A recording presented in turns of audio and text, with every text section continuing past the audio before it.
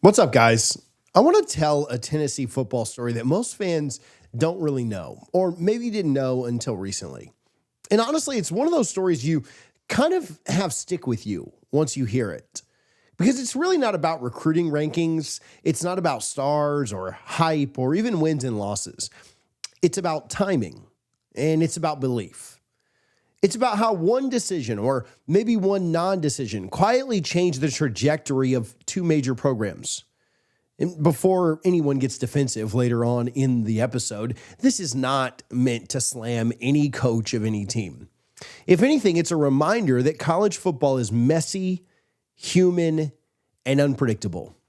And sometimes the moves that look strange in the moment end up working out perfectly for someone else, especially LSU in today's case.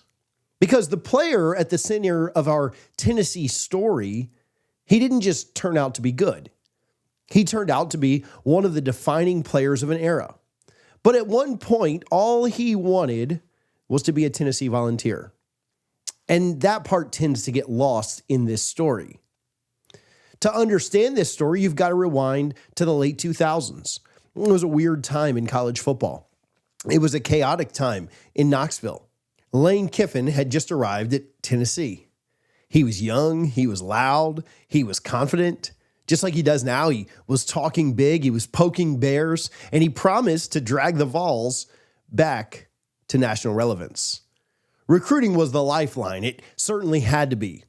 Tennessee fans weren't just watching on the field, they were watching signing day like it was the Super Bowl. And before we go too far, Tennessee fans, I'm not trying to give you another reason to hate Lane Kiffin, but if that happens through today's video, then so be it. LSU fans, I'm not trying to talk bad about Lane Kiffin, but just rather tell a story about the margins in college football. If you're watching this, do me a favor and hit the subscribe button, but let's get back to our story. There was a defensive back who checked every box you could want. Elite size, elite speed, instincts that you couldn't teach. The kind of kid who didn't just cover receivers, he erased them. And from early on, he had Tennessee circled. Not as a backup plan, not as leverage. That was the school. The kid, if you don't know by now, was Tyrann Mathieu. Before the nickname, before the honey badger, before the highlights that broke the internet. At that point, he wasn't a brand just yet. He wasn't a legend. He was just a hungry, ultra-competitive defensive back who loved football. And he loved the idea of playing football in Knoxville. He loved the tradition. He loved the SEC. He loved the thought of running out in front of 100,000 plus people in Neyland Stadium. This wasn't a case of send me an offer and I'll think about it. He wanted to be in Knoxville badly. And that's where things start to get complicated because recruiting, especially under a brand new staff, isn't always about talent alone. It's about priorities. It's about evaluations. It's about how fast a coach moves when a kid raises his hand and says, I'm in. Lane Kiffin and his staff were certainly aggressive recruiters, but they were also very selective. They had their board, they had their targets, and for whatever reason, whether it was scheme fit, numbers, timing, academic concerns, whatever, maybe just a gut call, Tyrann never became a top-tier priority. The interest from Tennessee was at best lukewarm, not cold, just not urgent. And in recruiting, that's a dangerous place to live because players notice urgency. They notice who calls first. They notice who calls back. They notice who shows up twice instead of just once. Now, Mathieu kept waiting for Tennessee to push, and the push, unfortunately for him, never came. Meanwhile, down in Baton Rouge, LSU was watching. They were quietly watching. They were patiently watching. And LSU saw something a little bit different. They didn't see a maybe. They didn't see a project. They saw a potential cornerstone. And they made it very clear to Tyrann early. You're wanted here. You're needed here. And here, you're part of our plan. And once that switch flips in a recruit's mind, it's hard to flip it back. So the kid who dreamed of running out of the tunnel at Tennessee ended up running into Death Valley instead. And the rest, well, that part's history. Because once he got to LSU, everything clicked. He didn't need a lot of time to adjust. He didn't need years upon years to develop. He became that guy quickly. Shut down coverage, big game moments, national attention. He wasn't just good, he was incredibly reliable. the kind of defender coordinators trust with everything on the line. All conference, all American, first round type impact. And every Saturday, LSU fans got to watch a player who probably should have been wearing orange, but wasn't. And here's the thing. This isn't one of those Tennessee stories where they missed on a bust. This wasn't a what if that faded away. This one worked, but unfortunately for the Vols, it worked for the wrong team. It worked for LSU. Now, from Tennessee's perspective, this story stings, but not because of blame, because recruiting isn't an exact science. Every staff has those guys that they love who don't pan out, and guys they pass on who turn into stars somewhere else. That is part of our sport. Lane Kiffin had one season in Knoxville. You all know that. One very chaotic, whirlwind type year. There were roster holes everywhere. There was pressure everywhere, and decisions had to be made fast. Was this a miss by Lane? Sure, in hindsight.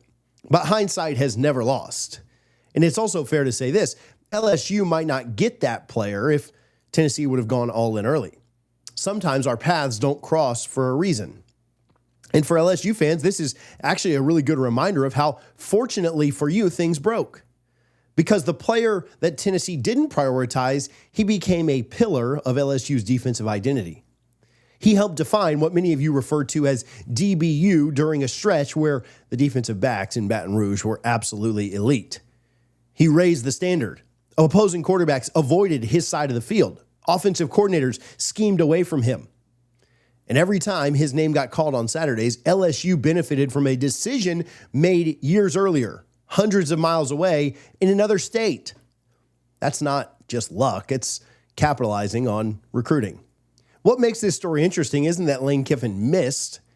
It's that the player knew what he wanted and adapted when it didn't happen. Tyrann Mathieu didn't sulk. He didn't wait around. He found a place that believed in him fully. And then he justified that belief with his play on the field the next couple of years. And that's the part I think every fan base, Tennessee, LSU, wherever you're watching from, can respect. College football is full of these quiet crossroads. Moments that don't feel seismic at the time, but end up shaping Saturdays for years. A delayed offer, a visit that doesn't happen, a phone call that never came. This was one of those moments. Tennessee moved one way and LSU moved another. And LSU won. Not because Tennessee failed necessarily, but because LSU acted decisively. And that's really the takeaway here. It's not bitterness. It's not regret. This is far enough in the past where I understand Tennessee fans don't love Lane Kiffin, but I'm not trying to give you an extra reason to hate him. It just is a good reminder. It's a reminder that the sport we love is built on people, not just logos. And sometimes the best thing that can happen to a program is another program hesitating for just a slight second. Because when that happens, someone else steps in. And in this case, LSU stepped in and got a star out of it. That's one of those stories that feels small when it happens and massive when you look back. It's also why recruiting will always matter. Not just who you sign, but who you make feel wanted in this transfer portal era. Because someone else is always watching. And sometimes they're ready to build a legacy. I appreciate you guys for listening. And whether you're in orange or purple and gold, this is one of those college football stories that reminds you just how thin the margins in this sport really are, both on and off the field. Appreciate you guys for watching SEC Football Addiction. If you haven't already, we'd love if you subscribe to the channel, and we'll see you on the next one.